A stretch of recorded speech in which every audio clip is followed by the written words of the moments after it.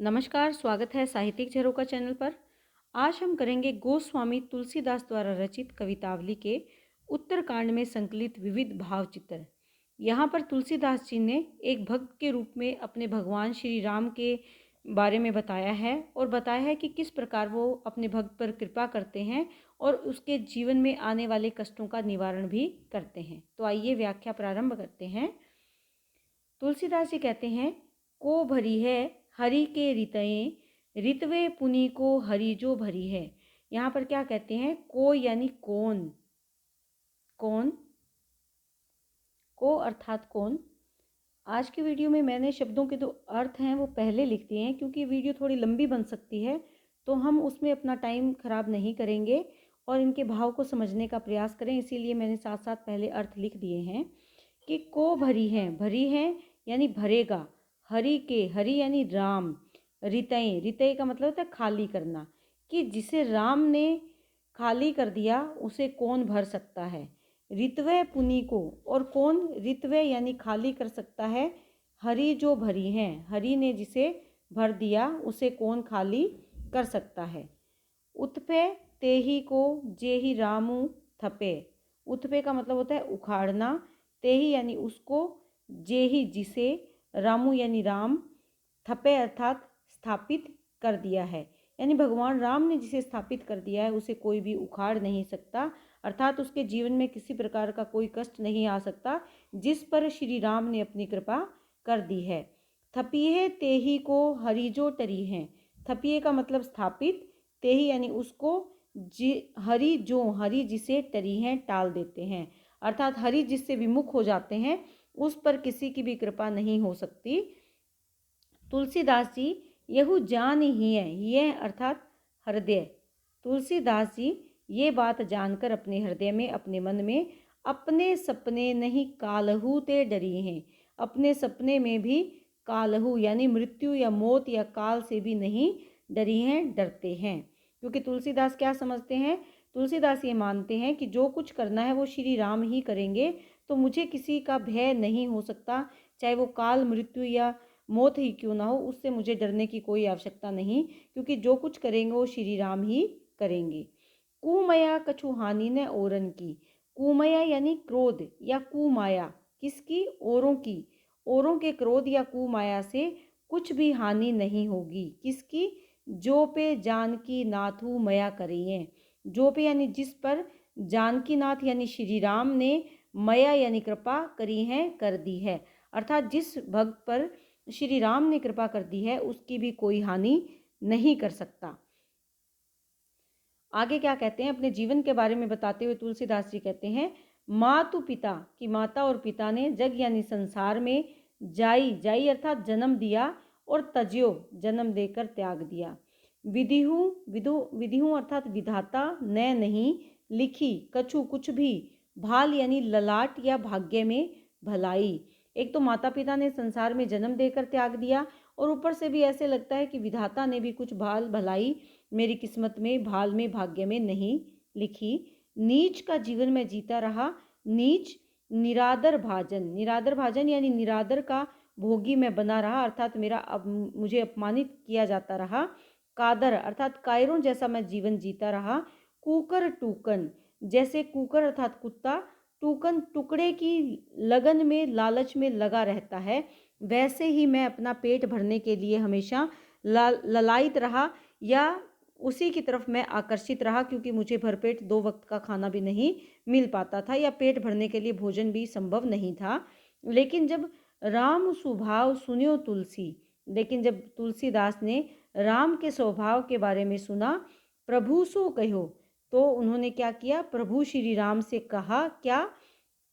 बारक पेटू खलाई, बारक यानी एक बार, अपने पेट को खाली, जो पेट खाली था उसके बारे में प्रभु श्री राम से एक बार कहा।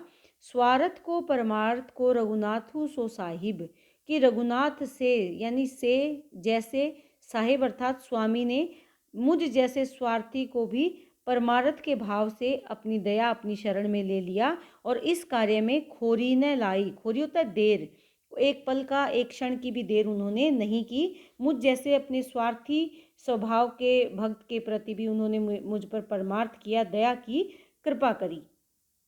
आगे बताते हैं, किस भी किसान कुल बनिक भिखारी भाट। किस भी होते हैं मेहनत करने वाले जो लोग हैं, और किसान परिवार के जो लोग हैं उनके बारे में बता रहे हैं।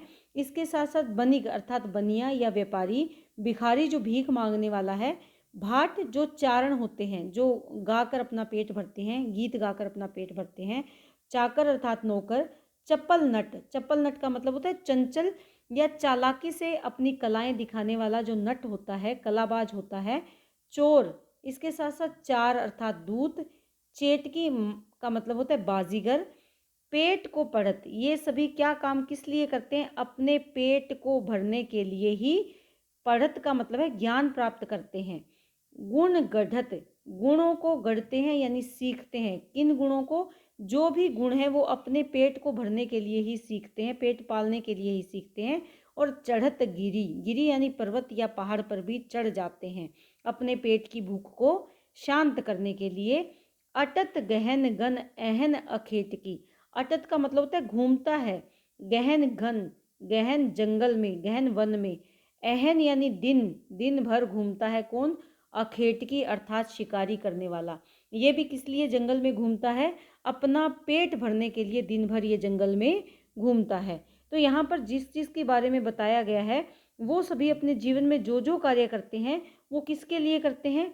अपने पेट को भरने के लिए, पेट की भूख को शांत करने के लिए वो अपने अपने कार्यों में लगे हुए हैं, अपने अपने गुणों को बढ़ाने में लगे हुए हैं। ऊंचे नीचे कर्म धर्म अधर्म करी। और लोग क्या करते हैं? अपने पेट को भरने के लिए ऊंचे नीचे कार्य करते हैं, धर्म का अधर्म का कोई ध्यान नहीं रखते। धर्म अधर्म करने से भी वो किसी प्रकार के उनके संकोच नहीं है। पेट ही को पचत, पेट को ही पचत यानी पेट के लिए ही मरते हैं, पेट को भरने में ही लगे रहते हैं। और इसके लिए बेचत बेटा बेटकी, और अपने बेटा बेटकी यानी बेटा और बेटी, बेटा और बेटी अर्थात उनको बेचने में भी किसी प्रकार का संकोच नहीं होता। क्या है कि धन को प्राप्त करने के लिए अपनी संतानों तक को बेचने में भी लोग संकोच नहीं करते। तुलसीदास जी कहते हैं, बुझाई एक राम घन श्याम ही ते। कि बुझाई यानी शांत करेंगे कौन? एक जो राम रूपी जो घनश्याम है, घन यानी बादल, श्याम अर्थात काला, जो काला बादल है, कौन? राम रूपी जो बादल है, वही आगी बढ़वागी ते बड़ी है आगी पेट की। आगी आगी यानी आग, सब आगों से बड़ी कौन सी है?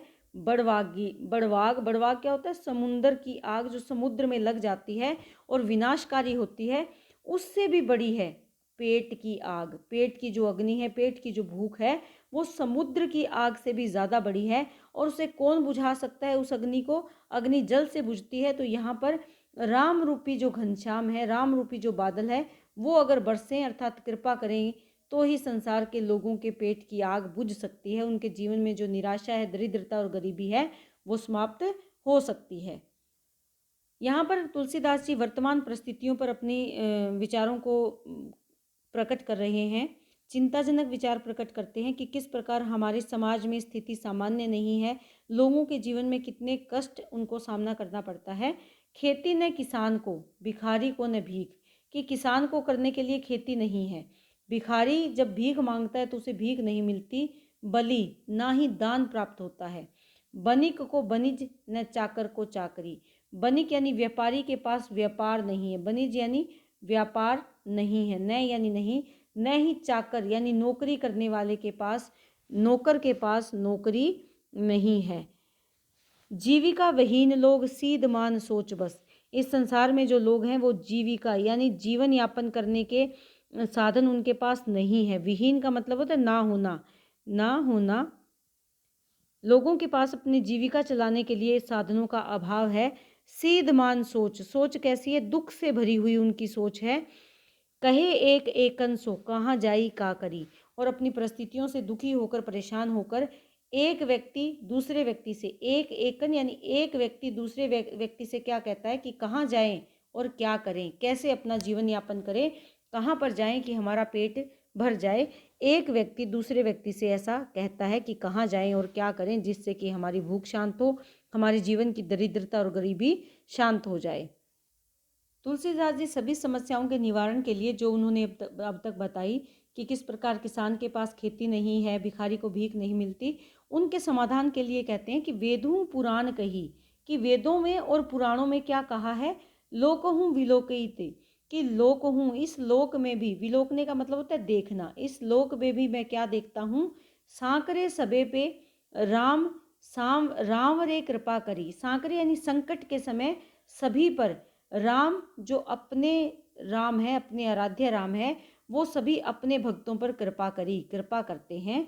दारिद्र दशानन दबाई दूनी दीन बंधु, दूरित दहन देखी तुलसी हाहा करी, कि दारिद्र यानी दरिद्रता, गरीबी रूपी जो दशानन, दशानन का मतलब क्या होता है, जिसके 10 आनन हैं, 10 मुख है, अर्थात जो रावण, गरीबी रूपी जो रावण है, वो इस दुनिया यानी संसार को दबा रहा है, नष्ट कर रहा है। दीन बंधु, हे दीन गरीबों के रक्षक। दूरित दहन, दूरित का मतलब पाप, दहन का मतलब जलाना। जो सभी गरीबों के जो बंधु हैं, स्वामी हैं, वो पापों का दहन करे। देखी तुलसी, और तुलसीदास जी उस दृश्य को देखकर हाहा करते हैं। तुलसीदास जी उस दृश्य को देखकर हा कैसे करते हैं कि वो इस बात से संतोष अनुभव करते हैं कि जो श्री राम है वो उन्हें इस जीवन में आने वाले संकटों से बचा सकते हैं। श्री राम को यहाँ पर उन्होंने संबोधित किया है कि श्री राम ही है जो उन्हें इन कृपा करेंगे और इस गरीबी को या संसार में जो दुख हैं इनसे मुक्ति दिलवाएंगे, और जो गरीबी रूपी जो रावण है उसका नाश वो करेंगे। तुलसीदास जी कहते हैं कि किस प्रकार हमें अपने जीवन में राम नाम को ध्यान में रखना चाहिए, और जो वेदों पुराणों में जो अध्ययन दिया है वो सोच विचार करके ही करना चाहिए, हमें किसी भी गलत मार्ग को नहीं अपनाना चाहिए। तो क्या कहते हैं, कीबे कहा, कीबे का मतलब है कहा यानी क्या, क्या करें, पढ़िबे को कहा फलू, और पढ़ने से क्या हमें इसका फल प्राप्त होगा। बूझी ने वेद को भेदू विचारहें, बूझी यानी पूछना या जानना, सोच समझना, सोच समझ कर ही हमें वेद के भेदों के बारे में, भेदों के संबंध के बारे में विचार करना चाहिए। अगर जो वेद पुराण है उसके भेदों के संबंध में सुविचार नहीं किया तो इसका मतलब क्या है कि जो हमने मानव रूप में जन्म लिया है वो सार्थक नहीं है, वो व्यर्थ है, बेकार है। तो अगर हमने मानव के रूप में जन्म लिया है तो उसका हमें सदुपयोग करना चाहिए, और वो कैसे करना चाहिए कि हमें सोच विचार कर सभी कार्य करने चाहिए, और वेद पुराणों के बारे में अच्छे से ज्ञान प्राप्त करके ही हमें अपनी जो नर देह प्राप्त हमने की है उसकी सार्थकता सिद्ध करनी चाहिए। स्वार्थ को परमार्थ को कली कामद राम को नाम बिसारे, अपने स्वार्थ के लिए, स्वार्थ को यानी अपने स्वार्थ और परमार्थ को प्रदान करने वाले, परमार्थ यानी हित चाहने वाले, कली, कली यानी कलयुग में, कामद कामनाओं को पूर्ति, कामनाओं की पूर्ति करने वाले, राम को नामो बिसारे यानी भूलना, कि हम क्या करते हैं अपने स्वार्थ के वश में होकर परमार्थ करने वाले श्री राम को, इस कलयुग में जो श्री राम कौन है, इस कलयुग में सभी कामनाओं को पूर्ण करने वाले श्री राम हैं, उनके नाम को हम बिसार देते हैं, भूल जाते हैं। तो इससे क्या होगा, अगर हम भूल जाएंगे तो बिना किसी वजह के ही हमें अपने जीवन में अनेक प्रकार के दुख और विवादों का सामना करना पड़ेगा, यानी वाद विवाद विदाशु बढ़ाई के, राम के नाम की तरफ हम ध्यान नहीं देते और इस संसार में वाद विवाद को बढ़ाते जाते हैं, आपसी लड़ाई झगड़े में उलझे रहते हैं। इसी के कारण क्या होता है, जीवन में दुख बढ़ता है, बढ़ाई यानी बढ़ना, और छाती पराई ओ अपनी जारें, और अपनी छाती भी जलाते हैं यानी अपने मन को भी दुखी करते हैं, और ओ पराई यानी दूसरों की छाती भी जलाते हैं, और अपनी यानी अपनी को भी जारें जलाते हैं, अर्थात अपने मन को भी कष्ट देते हैं और दूसरे के हृदय को भी कष्ट पहुंचाते हैं।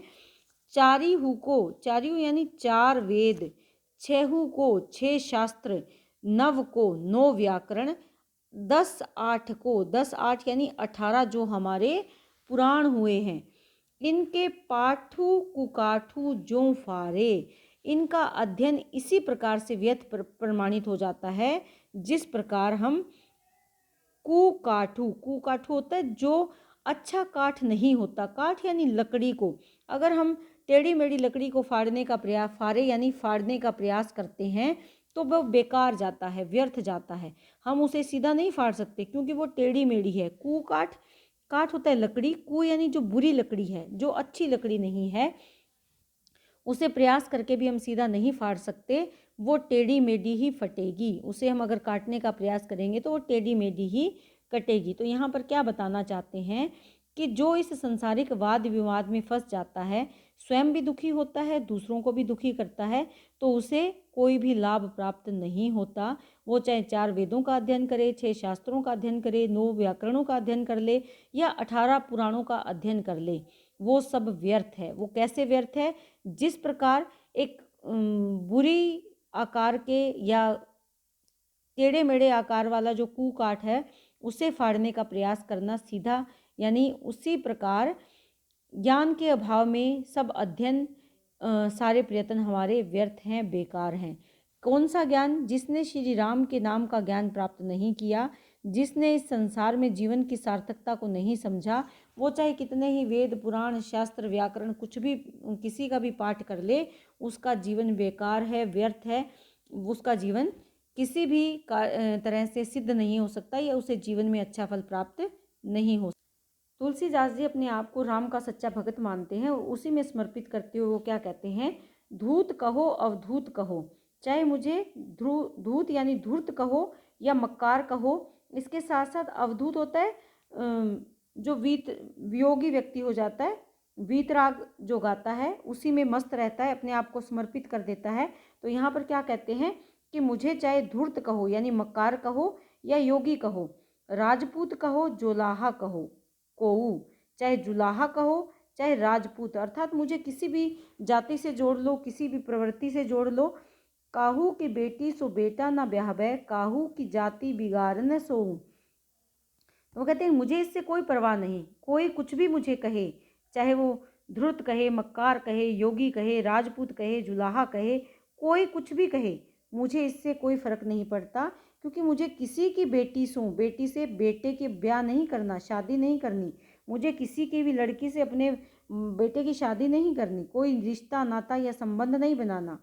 काहू की जाति, मैं किसी की भी जाति को बिगाड़ कर न सोऊं, नहीं सोता हूँ, अर्थात मुझे किसी भी जाति में कोई बिगाड़ पैदा हो ऐसा मैं कोई कार्य नहीं करता हूँ। तुलसी सरनामू गुलाम है राम को। तुलसीदास जी कहते हैं कि मैं तो गुलाम हूँ, किसका? राम का गुलाम हूँ। जाको रुचे सो कहे कुछ ओए ओऊ, जिसको रुचे अच्छा लगे, जो जिसकी जिसमें रुचि हो, जाको यानी जिसको जिस नाम में रुचि है, सो वही कहे कुछ भी, और कुछ और भी नाम अगर मेरा कहे तो इससे मुझे कोई फर्क नहीं पड़ता। मांग के खैबो मसीत को सोइबो, कि मुझे क्या करना है? मुझे तो मांग कर खाना है, मसीत मस्जिद में सोना है। लेबे को एक न देबे को दो, ना मेरे पास लेने के लिए कोई एक चीज़ है, ना ही देने के लिए 2 वस्तुएं हैं, अर्थात ना ही तो मुझे कुछ इस दुनिया से लेना है और ना ही कुछ देना है। मैं अपनी ही धुन में मस्त हूँ, और वो धुन किसकी है? राम की भक्ति की मुझे धुन है और मैं उसी में मस्त हूँ। इसीलिए मुझे इस संसार में कोई बंधन या कोई सांसारिक रिश्ता मुझे किसी से स्थापित नहीं करना है। तो इस तरह तुलसीदास जी राम की भक्ति को सर्वोपरि मानते हैं और वो ये मानते हैं कि राम के चरणों में अगर हम शरण प्राप्त कर लें तो हमारे जीवन में आने वाली सभी संकट और सभी बाधाएं दूर हो सकती हैं। अपने आप को फक्कड़ स्वभाव का बताते हुए वो ये कहते हैं कि मैं सभी संसारिक बंधनों से मुक्त हूँ, जिसका जो मन आए वो मुझे कुछ भी नाम कहकर पुकार सकता है। मुझे ना तो मस्जिद में सोने से कोई दिक्कत है और ना ही मुझे मांग कर खाने में, क्योंकि ना तो मुझे से कुछ किसी से कुछ लेना और ना ही मुझे किसी को कुछ देना। तो ये तुलसीदास जी की सवैयाँ थी जो हमने की। सभी सवैयों में अवधि भाषा का सुंदर प्रयोग हुआ है। राम की भक्ति, जो संसारिक दुराचार है की प्रवृत्ति है, लोगों का जो स्वार्थी भाव है, उन सभी को यहाँ पर अभिव्यक्त किया है। इन स्वैयों में लगभग प्रसाद गुण का प्रयोग किया है, तत्सम तद्भव शब्दावली भी है, अनुप्रास अलंकार भी आया है, पदमैत्री उल्लेख अलंकारों का भी इन्होंने सुंदर प्रयोग किया है, रूपक अलंकार भी आया है। लेकिन शैली यहाँ पर वर्णात्मक है, ये ध्यान में रखेंगे। वर्णात्मक शैली है, दृश्य बिंब अलंकार है, साथ साथ सवैया छंद का प्रयोग इन्होंने किया है। और सभी जो सवैया हैं उसमें सुंदर वर्णन किया है, चाहे वो राम के राज्य का है, चाहे राम राज्य में जो लोग हैं जो गरीबी की मार से परेशान है या कुमार्ग पर चलकर अपना जीवन नष्ट कर देते हैं। तो उम्मीद करती हूँ कि तुलसीदास की जो सभी सवैयाँ मैंने यहाँ विविध भाव चित्रों के अंतर्गत जो आती हैं वो करवाई हैं, वो आप अच्छे से समझ पाए हो। इसी के साथ साथ मैं आपसे ये कहना चाहूँगी कि अगर आपको ये बहुत अच्छे से समझ में आ रहा है तो चैनल को लाइक, शेयर और सब्सक्राइब ज़रूर करें। बहुत बहुत धन्यवाद।